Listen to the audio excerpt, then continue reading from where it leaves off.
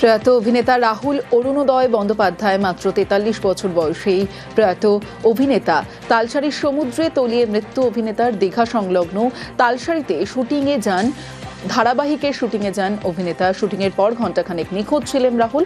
অভিনেতার সমুদ্রে ডুবে যাওয়ার খবর পাওয়া যায়। হাসপাতালে নিয়ে যাওয়া হলে রাহুলকে মৃত ঘোষণা করা হয়। মর্মান্তিক খবর। মানুষ রয়েছে আমার সঙ্গে।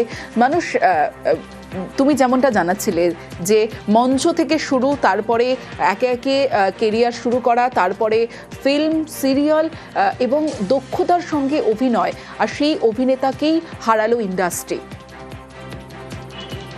হ্যাঁ, অবশ্যই যেটা আমরা বলছিলাম বা আমরা এর আগেও যারা বিশিষ্ট জনেরা প্রতিক্রিয়া জানাচ্ছিলেন তোমাকে এই মর্মান্তিক মৃত্যুর পর, সুতরাং সকলেই কিন্তু একটা কথা বলছিলেন যে রাহুলের এই এমন ভাবে চলে যাওয়া কেউ কিন্তু মেনে নিতে পারছে না।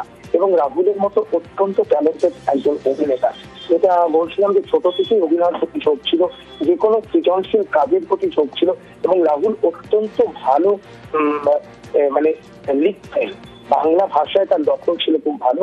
তিনি বিভিন্ন পত্র পত্রিকায় লিখতেন এবং রাহুল নিজস্ব একটা বলিষ্ঠ মতামত রাখতেন। তিনি কিন্তু সবসময় সোচ্চার হয়েছেন যে কোনো গণ আন্দোলন বলো বা যে কোনো ক্রাইসিস বলো, সমস্ত সময় কিন্তু রাহুলের একটা আমরা বলতে পারি বলিষ্ঠ মতামত আমরা পেয়ে এসেছি।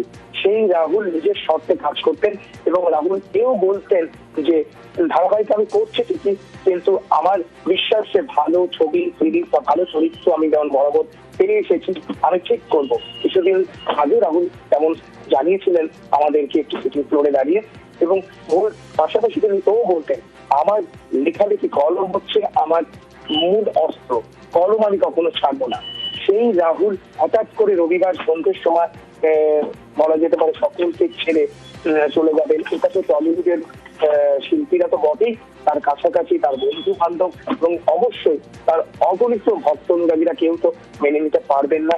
আমরা আগে বলেছি, আবারও বলছি, এবং যাদের সঙ্গে এই বিষয়ে সমস্ত কথা হচ্ছে, কে না অভিনয় করেছে, পরমব্রত চট্টোপাধ্যায়, যিশু বা প্রসেনজিৎ চট্টোপাধ্যায় থেকে শুরু করে রুদ্রনীল ঘোষ, যারাই তার সঙ্গে অভিনয় করেছেন, এবং টলিউডের তাগর অভিনেতা ঋতুপর্ণা সেনগুপ্ত থেকে শুরু করে এই প্রজন্মের অভিনেতা অভিনেত্রীরা অভিনয় করেছেন, তারা সকলেই বলছে যে রাহুলের চলে যাওয়াটা শুধু বিরাট ক্ষতি নয়, রাহুলের চলে যাওয়া মানে।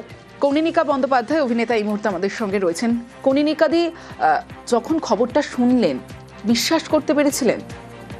না, পারিনি। প্রথম ফোনটা তো প্রিয়াঙ্কাকে করেছি, এবার প্রিয়াঙ্কাও তখন জানে না, বেচারা শুটিং করছে। মানে আমি এখনো অব্দি আমার এটা বিশ্বাস করা যায় না। না, আর মানে আমি জানি না, মানে আমাদের শুটিং এ যথেষ্ট পাশাপাশি প্রিপারেশন থাকে, মানে অনেক টেকনিশিয়ান থাকে আশেপাশে। ও কি শুটিং এর পরে নেমেছিল, কার্ডিয়াক অ্যারেস্ট হলো, অ্যাকচুয়ালি কি হয়েছেই তো আমরা জানি না, জেনেই বা এখন আর কি হবে। এ তো মানে বিশ্বাস করা যাচ্ছে না। মানে ও আমার থেকে 2 বছরের ছোট, মানে আমরা কাজ শুরু করেছি, মানে আবার আসবো ফিরে, ও একসাথে আমরা কাজ করেছি এখনো পুচকে। এটা তো আমার জন্য মানিয়ে নেওয়া খুবই ভয়ঙ্কর। মানে আমি জানি না এটা প্রসেস কতদিন লাগবে করতে আমার। বুঝতে পারছি আপনার মনের অবস্থা। অনেক ধন্যবাদ আপনাকে। প্রয়াত অভিনেতা রাহুল অরুণোদয় বন্দ্যোপাধ্যায় তালসারীর সমুদ্রে তলিয়ে মৃত্যু। অভিনেতা দীঘা সংলগ্ন তালসারীতে শুটিংয়ে যান অভিনেতা, আর তারপরে এই রকম একটা মর্মান্তিক খবর। আমার সঙ্গে মানুষ রয়েছে।